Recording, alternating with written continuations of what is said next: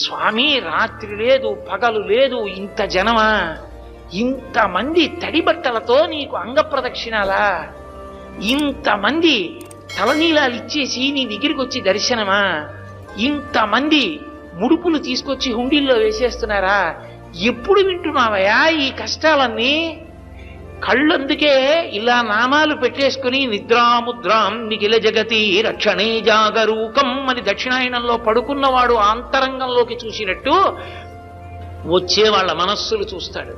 వ్యాసుడు అందుకే ఓ మాట అన్నాడు, వెంకటాచల క్షేత్రంలో వెంకటేశ్వర స్వామి వారి ముఖమండలం బహుప్రసన్నంగా ఉంటుంది. ఒక్కొక్క రోజున ఎంతో సంతోషంగా ఉంటుంది. అర్థం ఏమిటో తెలుసా? కొండ మీదకి ఎవరో ధార్మికులు వచ్చారని గుర్తు. ధర్మమునందు విశేషమైన అనురక్తి ఉన్న వాళ్ళు కొండ మీదకి వచ్చారనుకోండి, ఆ రోజు మురిసిపోతాట, ఒరే ఒక్కడు వచ్చాడు రా